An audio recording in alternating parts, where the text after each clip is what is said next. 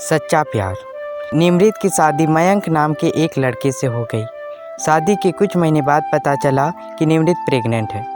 Pregnancy का खबर पाते ही मयंक काम का बहाना बनाकर लंदन भाग गया। कुछ महीने बाद उन्हें पता चला कि मयंक एक फ्रॉड था। वह पैसों के लिए शादी करता और दूसरे देश भाग जाता। निमृत के साथ भी ऐसा ही हुआ, मगर निमृत को मयंक से प्यार हो गया। मयंक के बारे में सुनने के बाद निमृत जीना नहीं चाहती थी। उसकी माँ और रिश्तेदार ने बहुत समझाया और कहा, तुम्हारे पेट में एक बच्चा है, आत्महत्या करके तुम एक मासूम की जान मत लो। एक दिन प्रशांत नाम का एक लड़का निमृत के घर आया।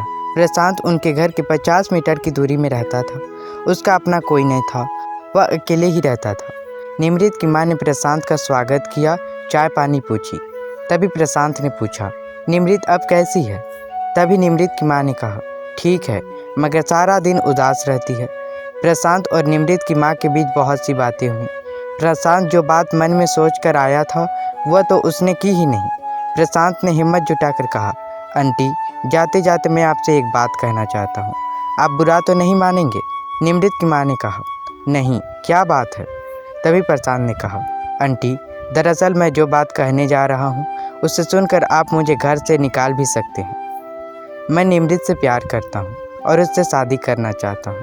यह बात तो आप जानते ही हैं। उस वक्त निमृत की माँ का वैसा रिएक्शन नहीं हुआ जैसा प्रशांत सोच रहा था। प्रशांत की बात सुनने के बाद निमृत की माँ ने प्रशांत को कुछ नहीं कहा, गहरी सोच में पड़ गई।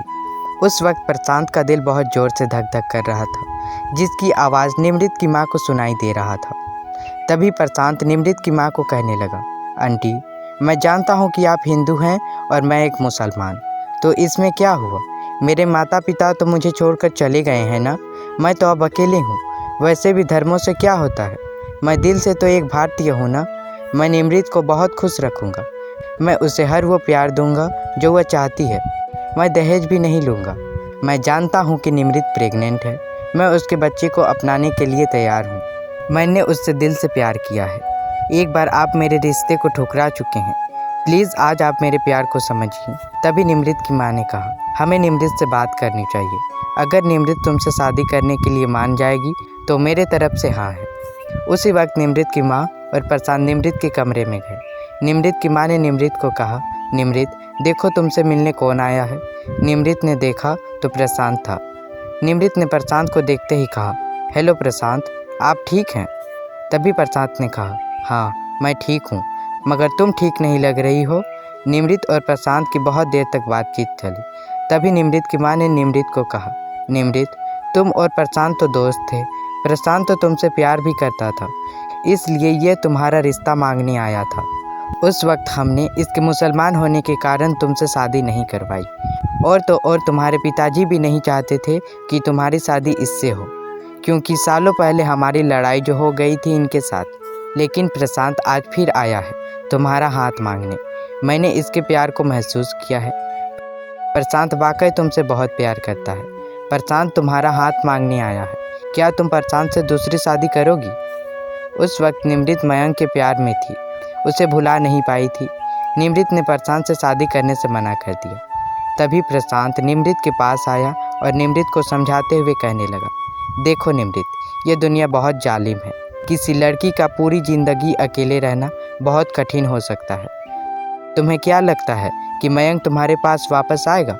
वह एक फ्रॉड था, वह कभी वापस नहीं आने वाला। कल को तुम्हारा बच्चा तुम्हें पूछेगा, मम्मा, मेरे पापा कौन हैं, वे क्या करते थे और पापा कहाँ हैं? तो उस वक्त तुम अपने बच्चे को क्या जवाब दोगी? इसलिए मैं तुमसे कह रहा हूँ, तुम मुझसे शादी कर लो। मैं तुमको वचन देता हूँ, मैं तुमको मयंक से ज़्यादा खुश रखूँगा और तुम्हारे बच्चे को मैं अपना नाम दूँगा। मैंने तो तुमसे सच्ची मोहब्बत की है, इसलिए तो अभी तक सिंगल हूँ। तुम्हारे शादी होने के बाद मैंने वचन लिया था कि मैं किसी और लड़की से शादी नहीं करूँगा। तुम्हारे हिस्से का प्यार मैं किसी को नहीं देना चाहता था। अगर तुम सोच रही हो कि मैं तुम्हारे साथ सोने या तुम्हें यूज़ करने के लिए शादी कर रहा हूँ तो तुम गलत हो। तुम जब तक नहीं कहोगी तब तक मैं तुम्हें हाथ भी नहीं लगाऊंगा। मैं तुमसे प्यार करता हूँ, तुम्हारे जिस्म से नहीं। प्रशांत के बहुत समझाने के बाद निमृत ने शादी करने के लिए हाँ कर दी। एक सप्ताह बाद दोनों ने शादी कर ली। कुछ महीनों बाद निमृत को जुड़वा बच्चे पैदा हुए। प्रशांत ने उन बच्चों को अपना नाम दिया और वे खुशी खुशी रहने लगे। अगर आपको मेरी यह कहानी अच्छी लगी तो वीडियो को लाइक करें, शेयर करें और चैनल को सब्सक्राइब करें ताकि मेरी आने वाली वीडियो सबसे पहले आप तक पहुंचे।